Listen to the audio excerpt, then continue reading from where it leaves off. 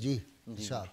الحمدللہ رب العالمین والصلاة والسلام علی سید الاشرف الانبیاء والمرسلین۔ بہت شکریہ قبلہ غازی صاحب۔ حافظ جلال الدین سیوطی رحمۃ اللہ تعالی علیہ جہاں علم و معانی کا بحر بے کراں ہیں، روحانیت اور تصوف میں بھی آپ دلیل اور حجت مانے جاتے ہیں۔ آپ کی جو نسبت ہے روحانی وہ شاذلیہ سلسلے سے آپ کی نسبت ہے۔ آپ سلسلہ شاذلیہ کو پڑھیں، اس کے اندر چند چیزیں جو نمایاں میں نظر آتی ہیں وہ آپ صلی اللہ علیہ وسلم کی بارگاہ سے جو اویسی نسبت کے اعتبار سے فیوز و برکات حاصل کرنے کا بڑا ایک خاص انداز ہے، اور اس سلسلے کے جتنے بھی بزرگ گزرے ہیں ان پہ خاص جو کرم ہے نا وہ آپ صلی اللہ علیہ وسلم کی بارگاہ سے شربت دیدار بہت ہے۔ آپ ان کے شیخ طریقت کو دیکھیں اور اوپر سلسلہ شاذلیہ کے بزرگوں کو دیکھیے، آپ صلی اللہ علیہ وسلم نے خاص کرم فرما رکھا ہے، اور آپ کی طبیعت میں جو تصوف کا میلان ہے یہ آپ کے والد گرامی کی تربیت ہے۔ شاذلی آپ کو پتہ ہے نا یہ فرض پڑھتے ہیں، فرائض اور سنن، اور نوافل کی جگہ یہ دروسی پڑھتے ہیں، یہ ان کے ہاں ہے۔ اور واقعی دیکھیں نا شاذلی کتنے بڑے، جن کے ابھی نام میں اور پروفیسر کاظمی لے رہے تھے، مارٹن لنچ شاذلی ہیں، شوان شاذلی ہیں، یہ جو ڈاکٹر حسین نصر شاذلی ہیں، اور یہ جو گائی ایٹن شاذلی ہیں۔ ویسٹ میں جو کام ہوا ہے نا، اور مراکش میں اور افریقہ میں یہ شاذلی سلسلہ بہت زیادہ ہے، اور بڑے زبردست لوگ ہوتے ہیں شاذلی جو ہیں۔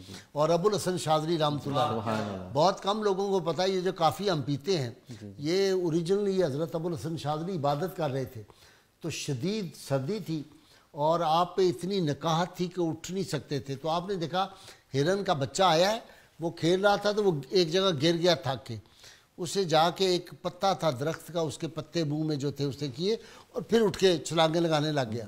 تو آپ نے اپنے مرید سے کہا یار اس کے پتے لاؤ، یہ کون سا پودا ہے؟ وہ پتے لا کے انہوں نے پانی میں گرم کر کے پیے، تو نے کہا یہ تو کافی ہے۔ تو یہ کافی جو ہے اس کی اوریجن شروع ہوئی، اور آپ دیکھ لیں جتنے مرضی آپ تھکے ہوں کافی کا پیالہ آپ پی لیں تو پھر کاظمی صاحب نے مجھے 6 ماہ ہو گئے کافی نہیں پلائی۔ جی آپ اگلی بات۔ سلسلہ شاذلیہ میں ایک چیز میں سلسلہ شاذلیہ کے اندر مراقبے پہ بڑا زور دیا جاتا ہے، اور کامل مراقبہ، یہ خیالات نہیں، تصورات نہیں، خالص مراقبہ۔ اور جیسے آپ نے ابھی تصریح بھی فرما دی کہ درود پاک کے حوالے سے جو ہے نا، یہ اصل مراقبہ ہی درود پاک ہے۔ حضور کی بارگاہ میں حاضر ہو جانا سب سے بڑا مراقبہ ہے۔ آپ کائنات میں گم ہو، یہ مراقبہ چھوٹے درجے کا ہو سکتا ہے، حضور کے قدموں میں چلے جانا سب سے بڑا مراقبہ ہے۔ اور دوسری چیز یہ ہے کہ آپ کے والد گرامی آپ فرماتے ہیں کہ بچپن میں کہ ہمارے علاقے کے بہت بڑے بزرگ تھے شیخ محمد مجذوب، ان کی بارگاہ میں ان کی محفل میں مجھے لے کے جایا کرتے، اور پھر آپ دیکھیں اس دور میں جو بڑے بڑے کبار علماء اکرام اور صوفیہ اکرام ہیں ان کی بارگاہ میں حاضری، اور بالخصوص سیدہ نفیسہ پاک سرکار کی بارگاہ میں حاضری، آپ خود بھی فرماتے ہیں میرے والد گرامی مجھے لے کے جاتے۔ سیدہ نفیسہ ترکی میں ہے، استنبول میں ہے ان کا مزار پاک، مصر میں سیدہ نفیسہ نہیں تو نفیسہ ایک وہاں بھی ہے، وہ اور ہستی ہیں یہ، اور جی جو سادات میں جی آپ کے متعلق ملتا ہے آپ کی تاریخ میں کہ وہ بزرگان دین جو اچھا قرآن پڑھنے والے ہیں، آج بھی ان کے مزار شریف پہ جائیں تو اماں جی سرکار خاص کرم فرماتی ہیں، اچھا کہ ان کو قرآن مجید کی تلاوت اتنی پسند ہے۔ اور کئی بزرگان دین اپنے جو روحانی منازل طے کرنے کے لیے یا مراقبات اور اپنے مجاہدات کی جو منزلیں طے کرتے ہیں وہ ان کے مزار پر انوار پہ ان کے توسل و وسیلے سے اپنی منزلوں کو عبور کیا کرتے ہیں۔ دیکھیں نا جیسے حضرت عبدالعزیز پرہاروی رحمۃ اللہ علیہ، جو غبی ہو یا بچہ سلو ہو پڑھنے میں یا حفظ قرآن کا ہو تو ان کے مزار پہ جائیں تو وہ اس کا ذہن کھل جاتا ہے۔ آج بھی یہ وہاں ہے نا مظفر گڑھ کی تحصیل جو ہے علی پور، اس کی جگہ پرہار گاؤں ہے، تو وہاں پہ ان کا مزار ہے۔ یہ وہی بزرگ ہیں، 33 سال کی عمر میں تو ان کا وصال بھی ہو گیا۔ نبراس ان کی مشہور جو کتاب ہے سب۔ جی ارشاد۔ جی میں یہ عرض کر رہا تھا کہ یہ وہ دو چیزیں ہیں جو آپ کی بارگاہ جو بچپن سے آپ کی تربیت میں شامل تھی، پھر یہ وہی تربیت ہے کہ چلتی چلتی آقا کریم صلی اللہ علیہ وسلم تک رسائی ہو گئی۔ آپ دیکھیں نا 3 سال 5 سال کی عمر میں والد گرامی چلے جاتے ہیں، لیکن آپ کی تربیت وہ جو ایک چیز ساتھ چلتی جا رہی ہے۔ آپ دیکھیں 7 سال کی عمر ہے قرآن مجید کا حفظ کر لینا، 15 سال کے بعد فراغت کا حاصل کر لینا، 20 سے 25 سال کے درمیان تدریس شروع کرنا، پھر فتویٰ نویسی شروع کر دینا، حتیٰ کہ 25 سال کی عمر ہے، عالم شباب ہے، اور آپ مسند حدیث پہ متمکن ہو جاتے ہیں۔ اللہ اکبر، یہ خاص کرم ہے۔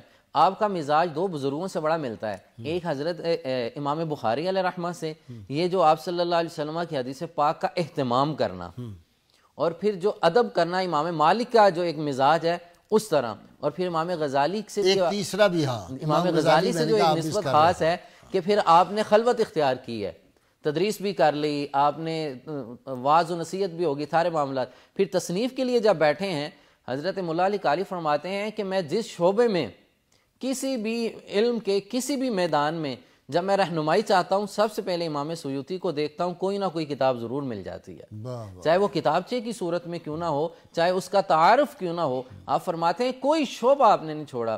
جیسے کہ ڈاکٹر صاحب ابھی بتا رہے تھے نا, زمزم پیتے ہوئے آپ نے جو دعائیں کی, ایک جگہ ملتا ہے تیسری دعا آپ نے یہ بھی اللہ کی بارگاہ میں عرض کی, مولا میری تصنیفات کو 500 تک کر دینا, مجھے اتنی ہمت دینا کہ میں 500 تصانیف کر سکوں. اب کوئی میدان دیکھیں, اور بالخصوص یہ جو آپ صلی اللہ علیہ وسلم کی بارگاہ سے خاص کرم ہے نا, اپنا اپنا ایک وجدان ہوتا ہے, اپنا اپنا ایک لگاؤ ہے. جو آپ سرکار کے والدین کی تعریف لکھی ہے نا, جو آپ صلی اللہ علیہ وسلم کے ماں باپ کی شان لکھی ہے, ایمان پہ لکھا ہے, مواعظ ہونا لکھا ہے, ان کا فلاح ہونا لکھا ہے, جنتی ہونا لکھا ہے, جو اس پہ بحث کی ہے کسی کی ضرورت نہیں ہے چیلنج کر سکے. تو میرا خیال ہے کہ سرکار نے اس کی خاص کرم نوازی عطا فرمائی ہے.